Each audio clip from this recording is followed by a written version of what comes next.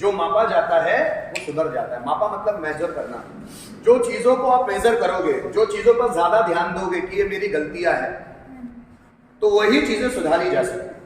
बहुत सारे लोगों को अपने खुद की गलतियां दिखती ही नहीं, उनको गलतियां सिर्फ दूसरे की दिखती है।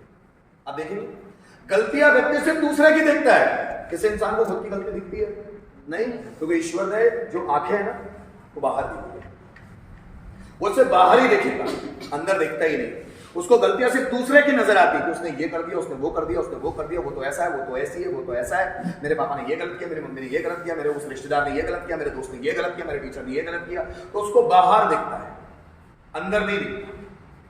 जो मापा जा सकता है उसी को सुधारा जा सकता है। अगर इंसान में ये आ गया ये मैंने गलत किया, जब वो मापना सीख जाए कि ये गलत था, तभी तो उसका सुधार होगा।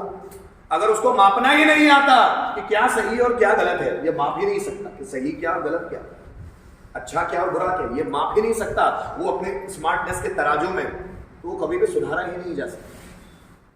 जिंदगी भर आप लोगों के ओपिनियंस नहीं बदल सकते। कुछ लोग इतने दृढ़ हो गए हैं अपने ओपिनियन से, 60 65 साल 70 साल अपनी जिंदगी के देखे इतने दृढ़ हो जाते हैं कि अगर आप उनको सही बात भी बोलो तो उनको समझ में नहीं आता। अगर मैं लोगों से कहता हूं अच्छे से पेशाना चाहिए, तो आसपास के लोग ही बोलते हैं कि लोग ही हमारे साथ गलत तरह से मतलब बर्ताव करते, तो हम उनके साथ अच्छे से क्यों पेश आए? सब गलत कर रहे हैं और आप भी वही करें, तो आप और उनमें कोई फर्क है ही नहीं। आप भी तो वही है, फिर उनको कोसना भी बंद करो ना, आप भी तो वही हो। लेकिन हमको हमारी यात्रा जारी रखनी चाहिए। मापोगे तभी तो सुधार करोगे। खुद को भी तो देखो, हम किसी की मदद करते नहीं और चाहते कि सब मेरी मदद करें। हम किसी की हेल्प करते नहीं किसी भी कामों में, इमोशनली, सोशली, पॉलिटिकली, फाइनेंशियली, कोई हम किसी की मदद नहीं करते और चाहते हैं कि लोग मेरी मदद करें। हम किसी के आगे बढ़ने में कोई मदद नहीं करते और हम चाहते हैं कि लोग मेरे आगे बढ़ने में मेरी मदद करें। लोग तो कभी नहीं करेंगे भाई। कभी कभी हमारी और भी उंगली उठाओ कि हमने भी बहुत सारी कमियां हैं, उसको हम देखेंगे, मापेंगे, तभी तो उसको सुधारेंगे। कि अब मुझे पहले करनी पड़ेगी। याद रखना, अगर आप लोगों से कुछ पाना चाहते हो तो पहले उनको दो। अगर आप सोच रहे हो कि पहले वो दें फिर मैं दूंगा, तो ऐसा सब सोच रहे हैं। हर एक व्यक्ति यही सोच रहा है कि पहले मुझे कोई देगा फिर मैं उसको दूंगा। लेकिन अगर आप किसी से पाना चाहते हो तो पहले देना सीखो, कि पहले उसको दो, और जब उसको दोगे तो वो रिटर्न में लौटाएगा। और अगर नहीं भी लौटाए तो भी आपको देना सीखना है, क्योंकि हर एक व्यक्ति का एक नेचर होता है। कुछ लोगों का नेचर होता है सिर्फ लेना, वो सिर्फ हड़पना चाहते हैं, देना कुछ भी नहीं चाहते। कुछ लोगों में रावण सिंड्रोम या दुर्योधन सिंड्रोम होता है। रावण हर एक की वस्तु हड़पना चाहता है, किसी की वाइफ को हड़पना चाहता है, किसी के राज्य को हड़पना चाहता है, किसी की सेना को हड़पना चाहता है। बात समझ रहे? दुर्योधन अपने भाई का राज था, युधिष्ठिर का राज होना चाहिए था पांडु के बाद, लेकिन दुर्योधन चाहता है मैं राजा बनूं, क्योंकि मेरे पिता अंधे हैं, तो क्या हुआ, उनका बेटा मैं हूं, तो राजकुमार हस्तिनापुर का मैंने बनना चाहिए। तो वो हर चीज हड़पना चाहते हैं। जब कृष्ण जाते हैं शांति दूत बनकर उनको समझाने के लिए कि सिर्फ 5 गांव दे, पांडव खुशी खुशी रह लेंगे, सिर्फ 5 गांव दे, पांडव लड़ना नहीं चाहते, आप सिर्फ 5 गांव दे दो। तो दुर्योधन बोलता है मैं सुई की नोक के बराबर जमीन भी नहीं दूंगा उन पांडवों को। सुई की नोक के बराबर जमीन, 5 गांव की बात करता है तो कृष्ण, मैं सुई के बराबर, जो सुई की नोक के बराबर जमीन भी नहीं दूंगा उनको, जाओ उनको बोल दो युद्ध की तैयारी करें।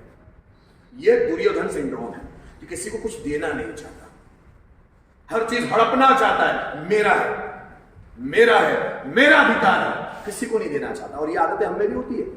अभी भाई भाई में प्रॉपर्टी के लिए झगड़े क्यों होते हैं? परिवार में बहुत सारे झगड़े क्यों होते हैं? सबको लगता है मेरे पास आना चाहिए। ये गुण बुरा है, पर इसको कोई नहीं मानता। फिर अगर फ्रस्ट्रेट होते हैं तो वही फ्रस्ट्रेट लोग भगवान के मंदिर जाते हैं कि भगवान मेरे साथ बुरा क्यों, तेरे ही तो गुण खराब है। मैं क्या बोलता हूं, भगवत गीता इसलिए पढ़ना चाहिए ताकि गुण समझ में आए कि कौन से गुण अपनाने चाहिए। वो गुणों की चर्चा है, वो ग्रंथ ही पूरा गुणों की चर्चा है। जैसे राम, दशरथ के सारथी थे सुमंत। सारथी मतलब ड्राइवर, रथ को चलाने वाले, चैरिटियर बोलते हैं उसको इंग्लिश में। तो दशरथ के जो सारथी थे वो थे सुमंत। सुमंत के सामने इंसिडेंस हुआ कि कैकेयी माता ने राम को बोला कि आपको 14 वर्ष का वनवास और भरत का राज्याभिषेक। जैसे ही सुमंत अपना एक्सपीरियंस बताते हैं वाल्मीकि रामायण में कि जैसे ही राम को बोला गया कि तुम्हें 14 वर्ष का वनवास, तो राम मुस्कुरा दिया, यस मजा आ जाएगा।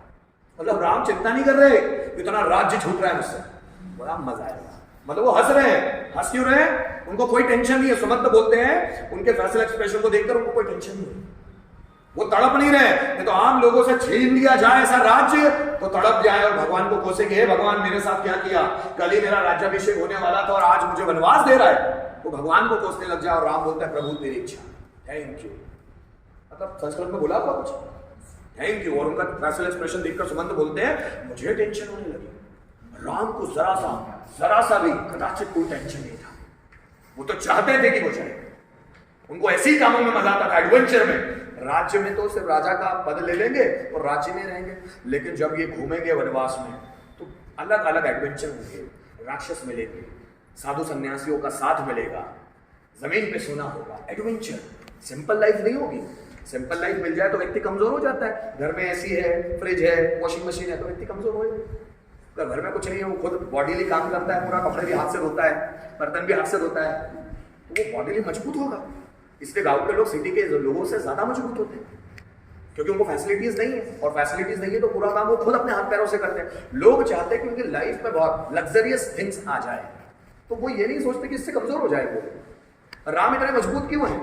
आप देखो, अयोध्या का राजा बनने से पहले उन्होंने ट्रेनिंग ले ली वनवास जाके कि देखो मैं राजा बनने लायक हूं, सबको मार के आया हूं, सब राक्षसों को निपटा के आया हूं, रावण को भी निपटा के आया हूं, अब मैं अयोध्या का राजा बनने के लायक हूं। राजा बनने का हक उसी को है जो उस तरह से बिहेव करता है, जिस तरह से क्वालिटी हो उसमें। क्या मेरी बात समझ में आ रही है? Yes, sir. इन लोगों को तो रत्ती भर पर करीब होता है, लेकिन आप जरा सोचना, एक व्यक्ति है जो अपना राज्य छोड़ रहा है पिता को दिए गए वचन के लिए, और दूसरा रावण है जो दूसरों से राज्य हड़प रहा है, दूसरों से सेना हड़प रहा है, दूसरे की बीवी हड़प रहा है। दुर्योधन क्या कर रहा है? यही तो कर रहा है। और पांडव क्या कर रहे हैं? छोड़ रहे हैं, पाना ही नहीं। तो जो पाना नहीं चाहता उसको दिक्कत क्या है? कुछ भी दिक्कत नहीं। जिसको पाना है उसी का तो प्रॉब्लम है, नहीं तो क्या दिक्कत है? कौन सा नंबर था बेटा ये?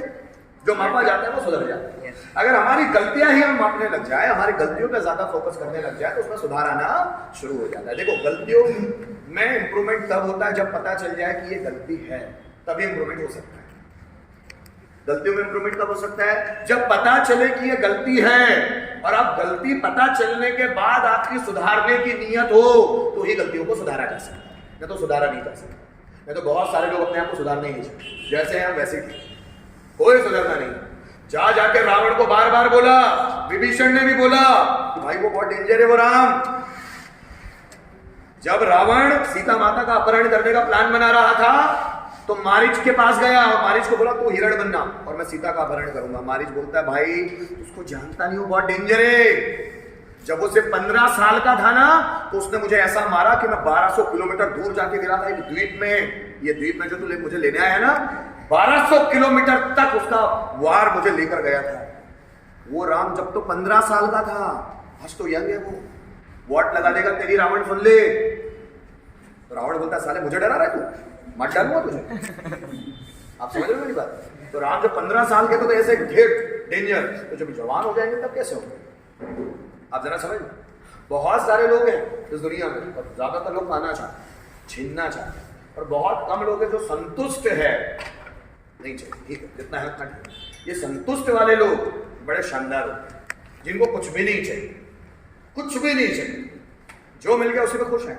और ऐसे लोग कम है, जो मिल गया उसमें खुश रहने वाले लोग। और हमको आसपास के लोग सिखाते हैं नहीं छीनो, ले लो किसी से, आगे बढ़ रहा है तो गाड़ी करो। बहुत कम लोग हैं ऐसे जो संतुष्ट है अपने आप में। लेकिन अभी जो प्रोफेशनलिज्म चला है, यूरोप का प्रोफेशनलिज्म, इंडिया का नहीं। इंडिया में तो आराम से रहे हैं। आपको पता है जैसे इंडिया में बैलगाड़ी थी, पता है क्यों? क्योंकि India believes in rebirth, incarnation, पुनर्जन्म पे भरोसा करता है इंडिया। इंडिया के जो लोग हैं ना वो पुनर्जन्म पे भरोसा करते हैं, हिंदू कल्चर पुनर्जन्म पे भरोसा करता है। इसलिए हमने बैलगाड़ी बनाई थी। एकला चलो रे, आराम से चलो, कोई चिंता नहीं, घर पहुंचेंगे 2 घंटे में, कोई दिक्कत नहीं। अमेरिकन लोगों ने क्या किया? अमेरिकन लोग मतलब कौन? क्रिश्चियन। उन लोगों ने क्या किया? बाइबल बोलती है कि पुनर्जन्म जैसी कोई चीज नहीं होती, कुरान बोलती है पुनर्जन्म जैसी कोई चीज नहीं होती ही नहीं। वो मानते ही नहीं, उस कॉन्सेप्ट को नहीं मानते। मुस्लिम लोग भी नहीं मानते, क्रिश्चियन लोग भी नहीं मानते। और वो दोनों धर्म एक दूसरे से जुड़े हुए ही थे, एक दूसरे से जुड़े हुए थे। ईसा मसीह को मुस्लिम लोग उनके पहले, मोहम्मद साहब से पहले पैगंबर भी मानते हैं, है ना? तो ये दोनों धर्म जुड़े हुए थे और ये दोनों पुनर्जन्म पर भरोसा नहीं करते। इन लोगों ने बैलगाड़ी नहीं बनाई, इन लोगों ने हवाई जहाज बनाया। जल्दी पहुंचो, एक ही लाइफ है हमारी, इसके बाद हम जन्म नहीं देंगे। जल्दी भागो। हम लोगों ने सिलबट्टा, आराम से कूटो, मसाला कूटना है आराम से कूटो। उन्होंने मिक्सर, जल्दी बनाओ, टाइम कम है हमारे पास। फास्ट वाली चीजें किसने की? यूरोपियन कल्चर में। वो जल्दी चाहते हैं क्योंकि क्रिश्चियन कल्चर में और मुस्लिम कल्चर में पुनर्जन्म की कॉन्सेप्ट नहीं है, इसलिए वो एक ही लाइफ में सब कुछ पाना चाहते हैं, इसलिए वो हर चीज जल्दी करते हैं। और इंडियन कल्चर कैसा है कि यहां पर पुनर्जन्म में भरोसा है, अगला जन्म भी होगा, इसलिए आराम से चलते, आराम से, इनको कोई चिंता नहीं है। इंडियन लोग पहले बिल्कुल फ्री रहते थे, अभी का ये यूरोपियन कल्चर जैसे घुसा है ना, इसने सब डामाडोल कर दिया। यूरोप वाले लोग एक ही लाइफ है, ज्यादा पैसा कमाना है, कारें खरीदना है, बंगलो, और यही कल्चर उन्होंने हमको दिया है, ये ब्रिटिशर्स ने हमको दिया है, और हमारी जो सुख चैन है वो छीन लिया है। हमको लगता है कि हमको फॉलो करना चाहिए पूरे संसार को। अरे पूरे इंडिया को पूरी दुनिया फॉलो करती थी, ये लोग भूल गए हैं। पूरी दुनिया फॉलो करने इंडिया को आती थी, आज इंडिया दूसरों को फॉलो करना है। यूरोपियन कल्चर है ये, जो कैपिटलिज्म है ना, पूंजीवाद, ये यूरोप का कल्चर, इंडिया का कल्चर नहीं है। भारत ने कभी पैसों पे इतना ध्यान नहीं दिया, इसीलिए भारत सोने की चिड़िया भी थी, क्योंकि पैसों पे ध्यान नहीं दिया। आज का दौर है जिसमें हम लोग क्या चाहते हैं? जल्दी से पैसा, जल्दी से नौकरी। पता है क्यों? क्योंकि पैसा भी आउटर लोगों की करामात है, और ये जो नौकरी है ये भी आउटर लोगों की करामात है। आप जरा देखना, नौकरी हर एक व्यक्ति अपने लिए करता है, उसमें कोई बुराई नहीं, अपना घर चलाना है, लेकिन नौकरी को ज्यादा प्रमोट करना, अगर आप स्विट्जरलैंड, आप जर्मनी, आप चाइना, इनका कल्चर पढ़ेंगे, और पढ़ना चाहिए, यूट्यूब पे सब कुछ मौजूद है, पढ़ता नहीं है व्यक्ति वो बात अलग है। इनके कल्चर में एक प्लम्बर हो या इलेक्ट्रीशियन हो, उसको भी सेम वैल्यू जो आईएएस आईपीएस को। जर्मनी में सेम वैल्यू है, डेनमार्क, नॉर्वे, इस यूरोपियन कल्चर में प्लम्बर है, नल सुधारने वाला, उसको सेम वैल्यू आईएएस आईपीएस की हो। इंडिया में ज्यादा है कि आईएएस बड़ा है और प्लम्बर छोटा है। यहां का सेना का कोई जवान है तो वो खास है, और कोई नाली साफ कर रहा है तो खराब है। ये यहां इंडिया में होता है। अगर वो नाली भी साफ कर रहा है वो भी हमको सर्विस दे रहा है, सेना का कोई जवान है वो भी हमको सर्विस दे रहा है, दोनों हमको सर्विस दे रहे हैं, लेकिन ये खास हो गया है, ये बहुत लोअर कैटेगरी में चला गया। आईएएस है मतलब वो खास है, और जो इलेक्ट्रीशियन है वो बिल्कुल लोअर है। इसी भेदभाव के कारण कौन सी चीजों को लोग ज्यादा प्रेफर करते हैं? IAS IPS. पता है क्यों? क्योंकि प्लम्बर को वैल्यू नहीं मिलेगी, इसलिए कोई प्लम्बर बनना नहीं चाहता, क्योंकि वो पता है वैल्यू किसकी है? आईएएस आईपीएस, सरकारी जॉब की वैल्यू, इसलिए लोग सरकारी जॉब की ओर भागते चले जा रहे हैं। और फिर जिस और ज्यादा पलायन होगा उस और कंपटीशन होगा, पिकट हॉट कंपटीशन होगा, गला काट प्रतियोगिता होगी। क्यों होगी? फिर हम किसी को कुछ नहीं समझेंगे, साम दाम दंड भेद उपाय मुझे मिलना चाहिए, बस बात खत्म। उसके लिए किसी को मारना भी पड़े मारेंगे, किसी को चीट भी करना करेंगे। और ये जो फास्ट वाला कल्चर है ये हमारा नहीं, ये फास्ट कल्चर जो अभी जनरेट हो गया ये हमारा नहीं, लेकिन कोई पढ़ना नहीं चाहता। No one wants to know the history of India. Economically, socially, politically हम कितने साउंड थे, कोई पढ़ना नहीं चाहता। मुझे तो ऐसा लगता है आपको पढ़ना चाहिए। जब ईस्ट इंडिया कंपनी 1600 ईस्वी से यहाँ एंटर हुई थी ना, उससे पढ़ना चाहिए कि हम कैसे थे और कैसे हो गए। हम लोगों के मन में ये जो फ्रस्ट्रेशन है, जो जल्दी आगे बढ़ने की भावना है, जो हम लोग अपने आसपास के लोगों को भी नहीं देखते कि उनको भी खत्म करना चाहते हैं। उनके कंधे पे पाव रख के ऊपर बढ़ना चाहते, कोई भी हो, कोई फर्क नहीं पड़ता, मुझे नौकरी लगना चाहिए, भले मेरे फ्रेंड को ना लगती हो, और फ्रेंड को लग जाए तो ज़ायलस आ जाता है। क्यों ऐसा? उसको लगती है ठीक है भाई, इसमें क्वालिटी भी आगे चला, क्या प्रॉब्लम है? लेकिन ये हमारा ही समाज हमको सिखा रहा है, जिसके कारण हम ज्यादा कमजोर हो रहे हैं। और हम कमजोर होंगे तो डैम श्योर हमारा परिवार कमजोर होगा, परिवार से समाज और समाज से देश, ये सब कमजोर होते चले गए। और इसमें भी बहुत सारे फैक्टर्स हैं, अगर मैं बात करने लगूं तो घंटों कम पड़ेंगे। इंडियन हिस्ट्री आप पढ़ो, इंडियन कल्चर आप पढ़ो, जरूर पढ़ना चाहिए। और उसके साथ साथ स्पिरिचुअल पढ़ो, और उसमें जैसा ऋग्वेद हो गया, ऋग्वेद में तो पूरी हिस्ट्री दी हुई है, राजाओं की पूरी हिस्ट्री दी हुई है, और आपको पढ़ना चाहिए। मैं इसीलिए कॉन्फिडेंस के साथ बोलता हूं क्योंकि वो चीजें मुझे कंठस्थ है, और जब वो चीजें आप पढ़ने लगोगे, आपको समझ आने लगेगी ना, मजा आ जाएगा। ये दारू हमारे यहाँ का कल्चर है क्या?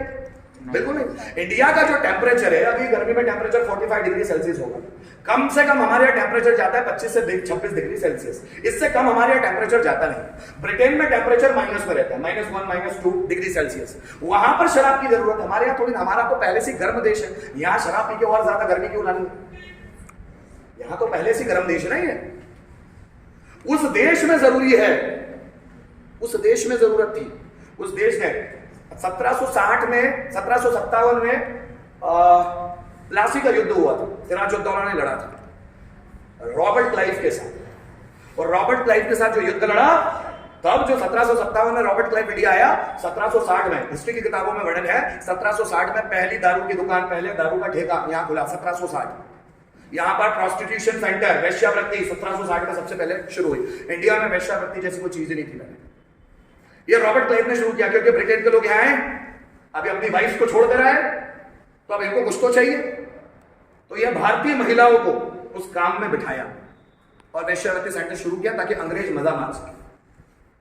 समझना मेरी बात, नहीं तो ये चीज थी ही नहीं इंडिया में।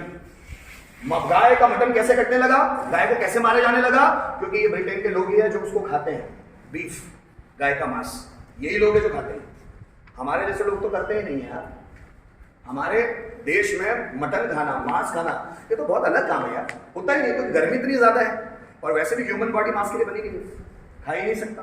शेर अगर मांस खाता है तो मैंने बोला 25 किलो मांस वो हफ्ते भर में पचा सकता है, पर हमारी बॉडी में आप पाव भर भी खा लो ना तो 2 दिन तक पचता नहीं, 48 घंटे तक वो पेट में रहता है। हमारी जो आते हैं, हमारे जो दांत हैं, वो मांस के लिए बने ही नहीं है। शेर के दांत देखना अलग है, चीते के दांत अलग है, जितने भी भेड़िया, जितने भी मांसाहारी जानवर, उनके दांत अलग होते हैं, हमारे दांत अलग है। हमारे दांत मांस के लिए नहीं बने, फिर भी हम मांस खाएंगे। हमारी बॉडी शराब के लिए नहीं बनी है, फिर भी हम पिएंगे। हमारा कल्चर नहीं है दोस्तों, लेकिन हम इसकी गहराई में जाना नहीं चाहते, क्योंकि सब आलसी हो गए, सबको फटाफट सब कुछ पाना है, सबको नौकरी पाना है, सबको सबसे आगे निकलना है, सबको दिखावा करना है कैसे भी।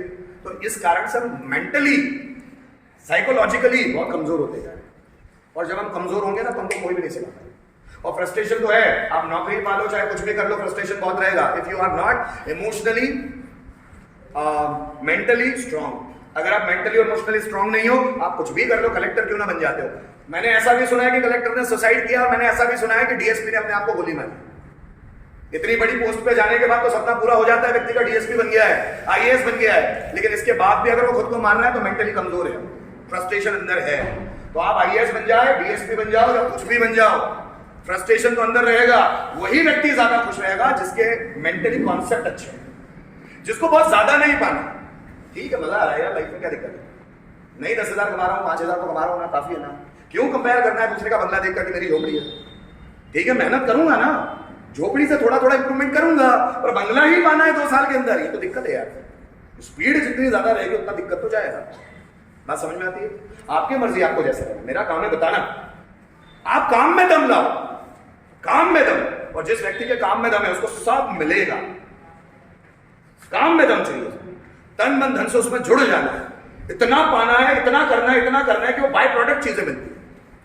जैसे कृष्ण भगवत गीता में कहते हैं ना, कर्मण्येवाधिकारस्ते मा फलेषु कदाचन, कर्म कर, फल की इच्छा मत कर। पर हमको स्कूल कॉलेजेस में हमारी शिक्षा प्रणाली ऐसी है, पहले बोलती है फल देख, 90% आना ही चाहिए, फिर उसके हिसाब से मेहनत करते कितना पढ़ना चाहिए। पहले फल देखते हैं फिर कर्म करते हैं, और जब भी बोलते हैं आप फल की तरफ आपका ज्यादा ध्यान रहेगा तो आपका कर्मों में ध्यान ही नहीं रहेगा। पहले कर्म कर, इतना दम लगा दूंगा ना कि मजा आ जाएगा कि मेरे जैसा काम यहाँ कोई नहीं कर पाए। इतना दम लगाना है, सबसे परफेक्ट काम करना है मुझे, और उसमें अब वो एक ही दिन में तो आएगा, रोज रोज रोज रोज मेहनत करनी पड़ेगी, तब व्यक्ति एक्सपर्ट होता है। क्या विराट कोहली पैसा कमा, पैसे के लिए कर रहा है, खेल रहा है क्रिकेट, उसका इंटरेस्ट एरिया है भाई, इंटरेस्ट एरिया। इतना खुश क्यों दिखता है, वो इंटरेस्ट एरिया है उसका।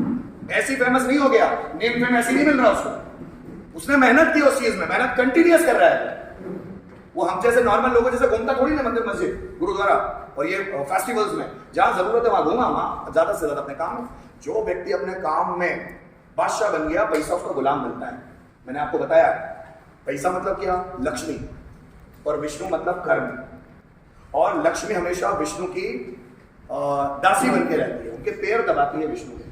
पैसा तब आता है जब आप कर्म ज्यादा करते हैं, तो पैसा गुलाम है कर्मों का। जो व्यक्ति कर्मों पर सबसे ज्यादा ध्यान देगा, पैसा उसके पीछे चल कर आता है। आप अपने अंदर इतनी क्वालिटी डेवलप करें कि आपको छोड़ने से पहले 10 बार लोग सोचें यार बंदे को छोड़कर नुकसान कर लेंगे। क्वालिटी का खेल है दुनिया। आप देखना इज्जत किसको देते हैं, रिस्पेक्ट किसको करते हैं, जिसमें बहुत क्वालिटी है। आप किसी भी अरे करे लगते कह रहे को इज्जत थोड़ी मिलती, जिसमें क्वालिटी है, जिसके काम में दम है, जो हार्ड वर्किंग है, जो क्रिएटिव हो, उसी को हमें वैल्यू करेंगे। हर किसी को वैल्यू नहीं करते। आप जब भी कपड़े सिलाने जाते हैं सबसे अच्छे टेलर के पास जाते हैं, काम चलाओ टेलर के पास नहीं जाते आप। अगर आपकी तबीयत खराब होगी तो आप सबसे अच्छा डॉक्टर ढूंढते हैं, काम चलाओ डॉक्टर के पास नहीं जाते। अगर आपकी गाड़ी खराब हुई है तो सबसे अच्छे गैरेज जाते हैं, सबसे अच्छे मैकेनिक के पास जाते हैं। सबको अच्छा चाहिए, और जो व्यक्ति अच्छा बन जाएगा उसकी लाइफ में आगे बढ़ने की ग्रोथ ज्यादा है, उसके चांसेस ज्यादा है ग्रोथ की। आप समझ रहे हो मेरी बात? अपने काम में सबसे ज्यादा ध्यान दें। चलो आगे।